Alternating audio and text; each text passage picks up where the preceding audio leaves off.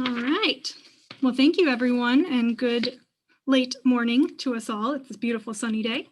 Welcome to the Charlevoix Chamber's annual meeting event. So coming at you in a bit of a different format, which is part of the course for all things 2020. I'm Sarah Hagan, president of the Charlevoix Area Chamber of Commerce, and we've prepared for you today a brief presentation on the Chamber's 2020 year in review. So this will include our reports, activities, and accomplishments, and then we'll give a quick outlook into our plans for 2021. And just a reminder, if you can mute yourself for this part of the presentation, and then when we get to the end, as we get into questions and comments, feel free to unmute and chime in then. So, see if I can get us going here. So before we go further, I'd like to give a big thank you to our sponsors. Our events in a traditional year could not be possible without their support, and their commitment through 2020 speaks volumes to their support of the Charlevoix business community. So thank you to Blue Cross Blue Shield of Michigan in the city of Charlevoix and Charlevoix State Bank, and Bayshore Food Market, McLaren Northern Michigan, and Munson Healthcare Charlevoix Hospital. I'd like to introduce Emily Kroll of Blue Cross Blue Shield and Mark Haidloff of the city of Charlevoix to say a few words before we begin our report. So Emily, I will kick it over to you first. Perfect. Thank you very much. And good morning, everybody. My name is Emily Kroll. I am calling in and zooming in from Traverse City. I am in the sales and marketing department with Blue Cross Blue Shield. We are extremely honored to be a sponsor of the Charlevoix Area Chamber of Commerce and looking forward to when we can see everybody again in person.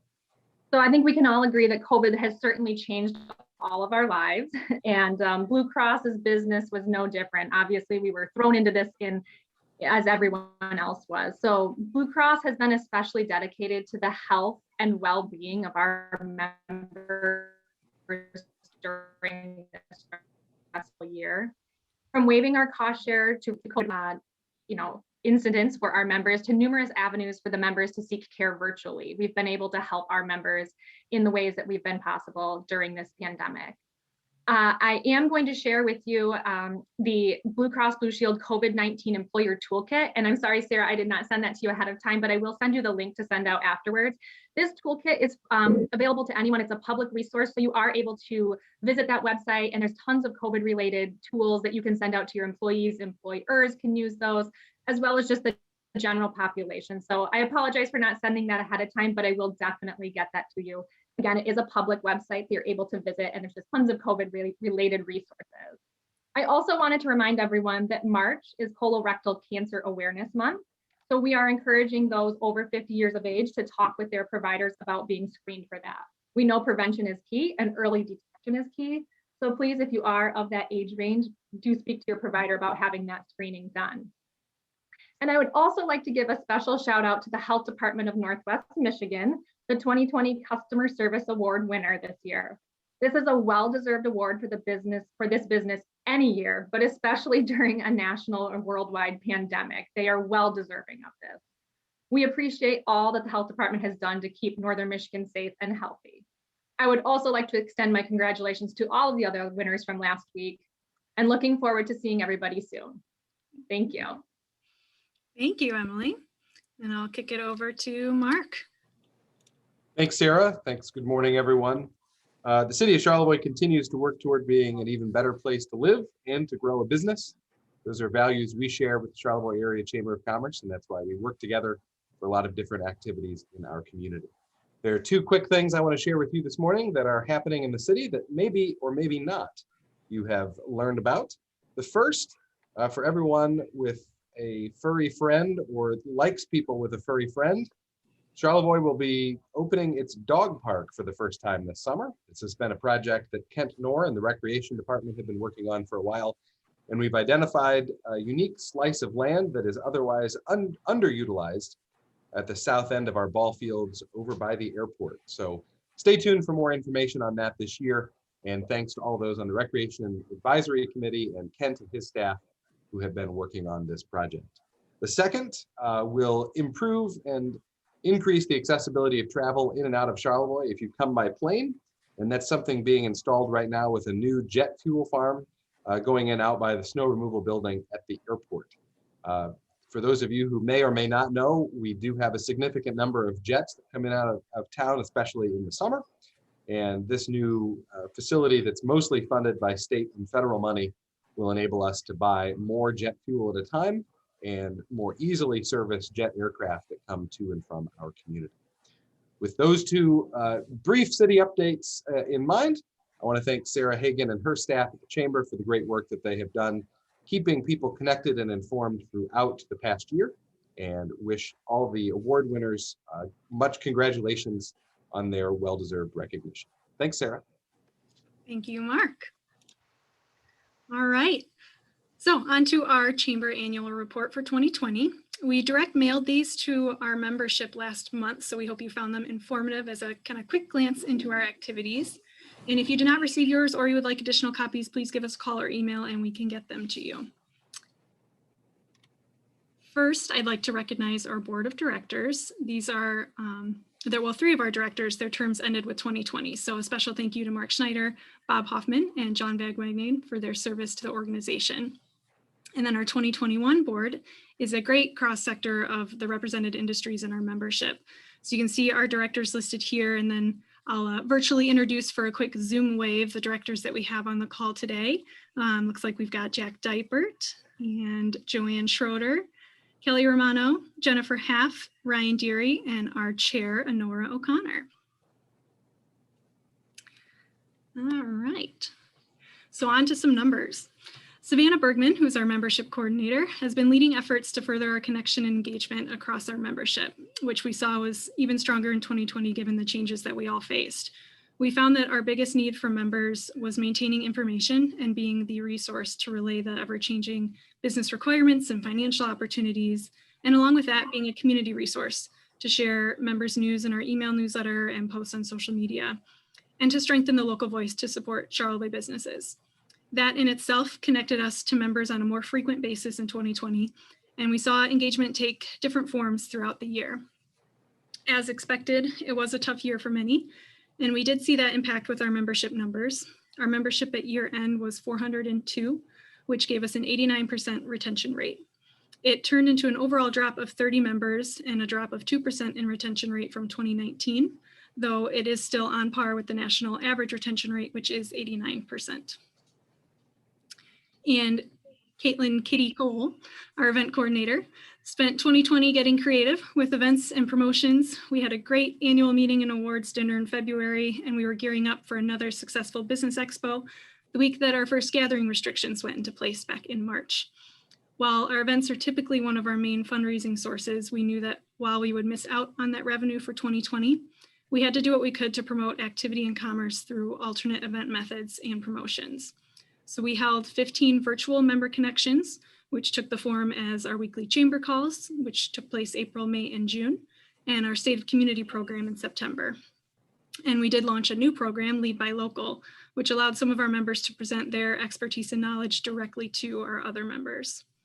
And we held 5 community promotions, such as our Applefest Poker Run and our virtual holiday parade, and in collaboration with our Main Street DDA, a few that were focused directly on building our downtown traffic, such as Shop Charlevoix Day and our Sizzlin' Summer Sales. And financially, we did end in a slight deficit. We were able to hold pretty steady with our budget, and we did avoid having to go into our reserve account, which I think is an accomplishment in itself when looking across the state and national impacts to the chamber industry. And to me, that speaks volumes to our membership base and our staff, to the commitment that they have had to each other and to our members to continue our growth and our efforts for our businesses through the last year. As a 501c6 organization, we were ineligible for many of the funding resources being made available in 2020. And with our festival fundraisers impacted, we had to very seriously evaluate our projects and our staff time and our resources throughout the year. Our board and staff reprioritized through the second half of 2020 to accomplish what was needed with the reduced staff time and the combination of efforts that got us within 2,000 of a balanced year end. Comparatively to 2019, our revenue was down 27% and expenses were down 18%. And comparatively to our 2020 budget pre-COVID, our revenue was down 28% and expenses 25%. We are thankful that the newest stimulus package did include 501c6 organizations in the Paycheck Protection Program, so that we're able to maintain our full levels of programming as we get in through 2021 and into recovery. Our priority through 2020 was to ensure we remained resourceful, accessible, engaged, and collaborative with our membership. This took form primarily through our partnerships as we exchanged information and gathered and distributed resources and maintained our education and furthered community promotion. These partnerships played a key role in getting all of our businesses through COVID, and we will continue to be present in them as we work through recovery. With our community partners, which is the City of Charlevoix, Visit Charlevoix, and Charlevoix Main Street, and then on a more regional level, our Northern Lake Economic Alliance, we collaborated on messaging and marketing efforts, safety protocol implementation, and financial relief and grant program information to get out to our members. On a state level, we engaged heavily with the Michigan Chamber of Commerce to learn best practices for business recovery and chamber programming, and maintain inside access to state resources and programs. And for health and safety updates, and implementation of our new business procedures and safety protocol and important community messages about COVID, we maintained open communication with the Health Department of Northwest Michigan and our Munson Healthcare Charlevoix Hospital. Advocacy consistently ranks high as a role for a Chamber of Commerce to take, and that was definitely apparent through 2020.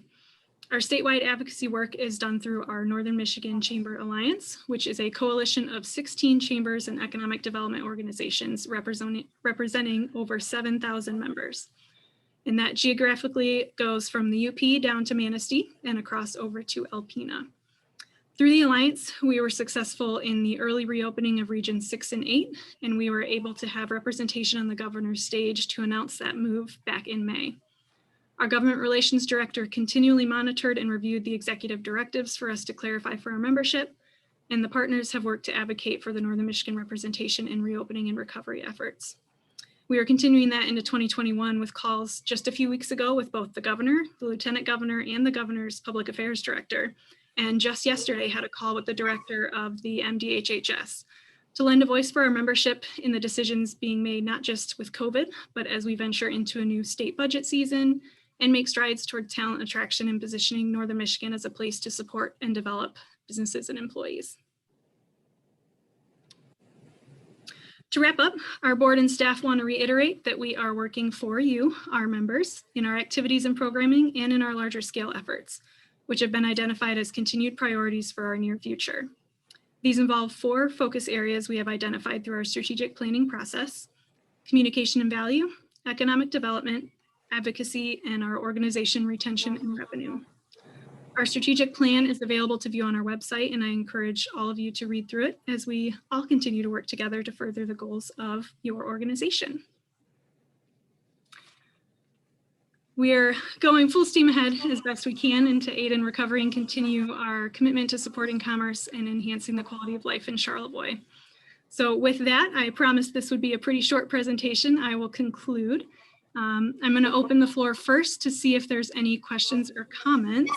I'll stop share so that we can all see each other here. And yeah, with our group size, I'm going to say go ahead and unmute to speak as you feel inclined. I can kind of help moderate if you have any questions or comments. And if you, instead of unmuting, if you want to raise your hand or give a wave, I can call on you too. Sarah, I just wanted to jump in. I did share in the chat the link to the COVID-19 Employer Resource Toolkit from Blue Cross Blue Shield. So that is in the chat function now if you want to utilize that. Great, thank you. Denise, I saw you had a hand up. Yes, yeah, you talked about talent retention, and with all the trends of, you know, people moving away from the urban areas, are you sensing, I know the housing market here is strong, but are you seeing, you know, professionals coming in and perhaps new companies and things like that? Yeah, so we are positioned, a lot of the studies are showing that people are looking for, when they're remote workers or they're looking to relocate, they're specifically looking for places that have a sense of community and recreational assets, which puts Charlevoix as a pretty good attraction for remote workers and people looking to relocate. You know, as our Northern Michigan Chamber Alliance, we've been kind of heavily discussing remote work attraction, talent attraction, and how that relates to broadband and housing. And really, you know, I think some of the things that we are lacking in our region are the infrastructure. We need the broadband access before we can really attract a high remote work crowd. because if they're not able to access the internet other than in certain areas, it's going to be hard to attract them here. So one thing that, we're kind of taking our advocacy is towards broadband and then housing, making sure that we can have the foundation so that as we start any attraction efforts, that they have somewhere to stay and they have somewhere to work. Mhm. Good.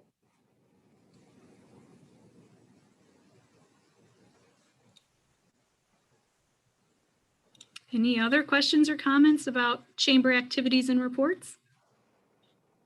I'll just echo what Mark said, that you guys have done a great job, through a tough year communicating with everybody. Thank you. Yes, it was a tough year. But we're on to recovery. So if there's no further questions, I'd like to open the floor to anyone that has any updates about their business or organization. And I'm actually going to start and call out Brad Swanson, who's on the call first. He's the construction engineer for MDOT's Gaylord Transportation Center. And I've been talking with their team lately and believe that he can give us an update on the road construction plans that are going to be happening in US 31 South. I think we kind of been talking and figured this was a good forum to get the word out to everyone, as it is going to be an important detour and want to get the information out. So Brad, I'll toss it over to you. Okay, thank you, Sarah. Good morning, everyone. Again, my name is Brad Swanson. I'm the construction engineer for the MDOT Gaylord TSC. And we cover 7 counties, and one of those is Charlevoix County. And so I'm going to be highlighting for you some project details for our US 31 highway reconstruction project. If you're not aware, the Michigan Department of Transportation is investing approximately $13 million to rebuild a significant portion of concrete pavement on the US 31 corridor from basically Norwood or Barnard Road to the south, and then going north for 7 miles all the way to the north junction of Barnard Road. And so with that project, we are removing all of the old existing vintage concrete pavement. That pavement was constructed in 1953. It's well outlasted its service life, as you all are well aware. We've put a significant amount of money into maintaining that route from winter to winter. Right now, if you drive that route, you're probably seeing, as things are thawing, some frost heave and some pavement distress. And so we're going to be rebuilding that. One of the things that I want to highlight as part of this project is that in order for us to remove that concrete pavement and maintain traffic on that route, we decided to put in a temporary widening. So last fall, the Michigan Department of Transportation invested approximately $1.5 million to put in a temporary widening from Heiss Road going north to the basically the car dealership right there at Barnard Road. The purpose for that is so that when we work in that area, we want to be able to maintain local access, to businesses and residents in that section. The main detour route for through traffic for this project will be to utilize Atwood Road and then go north on Marion Center Road to avoid the construction delays. One thing with this that I want to just make sure that we highlight so that everyone understands is that the department decided to divide this project into 3 segments, approximately 2 miles or 2.5 miles apiece. These segments are labeled A, B, and C, and what that means to you is that we're going to start in segment C, the northernmost segment, first. Our project is slated to start April 12th, working, like I said, in segment C, which is Heiss Road to Old, I guess it'd be Old Norwood or Barnard Road to the north. And that is going to commence all the way till about June 19th. And then we're going to move into segment B, and we're going to work from basically Ferry Road to Heiss Road. That's going to start June 20th and be wrapped up by August 28th. And then we're going to move into segment A, the southernmost segment, which would be Barnard Norwood Road going to Ferry Road. The reason that we decided to divide this project into 3 different segments is so that we could maintain as much local traffic and least disruption in each of these segments, so that we're pinning that contractor into working in one segment at a time. So with that being said, it will be required of our contractor to maintain local access for emergency vehicles, fire, EMS, police, as well as maintain access to every business and residents along that route throughout the life of the project. So with that being said, I think it might be best to maybe open it up to questions. I've kind of keyed in on some of the highlights. I guess I would like to start with James Lake. James Lake is on the call today. He works for our North Region MDOT Communications office. And so James, is there anything else that we should highlight before we open that up to questions that I might have missed or maybe misspoke? Well, I think maybe the most important thing was to mention that even though local traffic is going to be uh, accommodated in that northernmost section, people will be able to access those businesses in that section. It still is a detour for through traffic. So if you venture into that part of the construction zone to access one of those businesses, you can't just say, well, while I'm here, I'm going to continue on south and through construction. You'll have to backtrack and take that official detour route. I think that's important to note. Yeah, James, that's a really good point. The disruption that James is talking about is in order to remove that concrete pavement, our contractor will work beyond center line. So a lot of the existing surface will be removed, and so that will pin the usable area down to a one lane, one way direction during that construction phase. So there will be some delay. You will be able to get through, but there will be delay in that area of the construction zone. So thanks, James. I appreciate you saying that. I guess it probably would make sense to open it up to questions. If anyone has any specific questions or any other details you'd like to know about the project. I should have mentioned our contractor is J&N Construction. We work with them a lot. This is an expedited project schedule, so they will be working aggressively 6 days a week. In order to work on Sundays, they would have to request approval from the department. So we're going to start out working 6 days a week, hoping that we don't have to get into 7 days a week, but that is an option to keep things moving along. So any questions from anyone out there? I'll just throw in two, and I think the reason that we wanted to have this on this call is because it is going to be a significant detour for a lot of people that travel that route regularly. And just to clarify, and I guess Brad, if you can confirm, the detour will go from Atwood Road to Marion Center from April to October. That is correct. Yes, the detour will be in place for the life of the summer. And again, that is just to keep as much through traffic moving as quickly as possible. Even though that's a significant detour, our traffic and safety folks have timed that detour, and the maximum delay on that going that route should not exceed 10 minutes. And we chose that route because Atwood Road is an all-season road. I just talked to the county yesterday about this. Our contractor has requested to start early, and a lot of times we have seasonal limitations and weight restrictions on roads. We do want to try to take advantage of starting this project with the warmer temps a little early to kind of speed some things up. So we're hoping that we could do that maybe the 1st of April if the weather will cooperate. But that's the reason that was chosen, just due to the topography, lakes, streams, etc. It is a lengthy detour, but it's the best route to maintain all season traffic. And we've been, like I said, I've been in conversations with James Lake and Brad, and then Amanda Wilkin and I, know the detour, and we'll be making sure that we're, pretty clear about that with visitors. It's not going to be more than a 5 to 10 minute delay. They'll still be able to get to Charlevoix. We want to make sure Charlevoix doesn't appear closed. So really, for anyone coming here just to get to Charlevoix, they're going to be able to get here pretty quickly. And then just, the businesses out there will be able to get to them, and, there'll be any other local traffic for those that need to be there. Sir, that's a really good point. We are actually on this project, we do have signs that will be put in place that say that all local businesses will be open. I want to make sure that the business owners know that businesses will be open. And so we are going to make sure that those signs are installed at the beginning of the project so that everyone understands that businesses are still open. Charlevoix is still open. It's not our desire to shut anything down, but just to keep traffic moving through as fast as we can. Keep you folks open and try to provide as least disruption as possible with something like this. Thank you. Yep, and we have more information at the office too, so if anyone has any questions, feel free to call us and we can put you in contact with Brad or James. And we have the maps here too for one of the flyers that they've given us.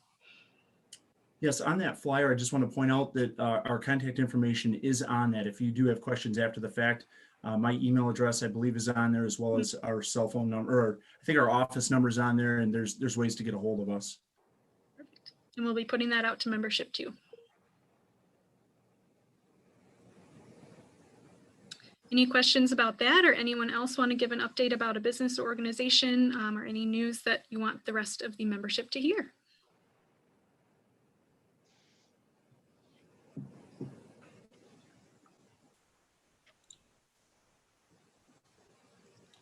Joanne? Yeah, thanks, Sarah. I'm Joanne Schroeder from Charlevoix Hospital, and I thought I could give you just an update on vaccine information. We did hear today that the plan is to open up the vaccines to individuals who are 50 years old and older who have a comorbidity. And then that would begin on March 8th, and then by March 22nd, the plan is to open it up to individuals who are 50 years old and above, the entire age group. Now, having said that, the issue is inventory with vaccine. So the health department and the hospital have not been receiving any additional vaccine. Munson Healthcare did receive 200 vaccines of the Johnson & Johnson vaccine today. And so we are now beginning to start to see that happen. I do believe that the delivery and the inventory will improve pretty quickly in the next few weeks. And I know the state's goal is to have everyone who's interested being vaccinated by May. So I just wanted to share that. Also, the Michigan Department of Health and Human Services did put out a new order that goes into effect tomorrow, which is for indoor non-residential, you are allowed to have up to 25 people, and outside non-residential 300. However, you do have to continue to social distance and mask. So that creates some logistics, having a large enough space to do that. So just wanted to share that. Thank you, Joanne. I will just say a quick hello. I'm Jenna with Up North Events, and I'm a new member. So I'm excited to network and get to know everyone. Can't wait until we can do networking events in person again when it's safe. But I'm looking forward to becoming more involved in the community. And thank you for getting me up to speed, Sarah. Thank you, Jenna. Yeah, on the topic of networking in person, we are planning a golf outing for June. We did see that last year golf outings were able to happen pretty safely. They're outside, you're in small groups, and you're able to do different start times to be able to help with gatherings. So we're excited to bring back our golf outing. It's been a couple years since the Chambers hosted it. So if you're interested in playing or interested in sponsoring a hole, please feel free to reach out. We'll be securing all those details and starting to promote it pretty soon. Caitlin's putting out our RFPs and kind of starting to secure the details. So stay tuned for that. And we are planning a few business after hours for the summer season. We traditionally don't host them in the summer, but we figure it's time to bring it back, and we're able to do it outside safely. So we're going to find some nice venues to be able to do some networking this summer. Cool. We hope we'll That'll be be able cool. to see everybody. Yep.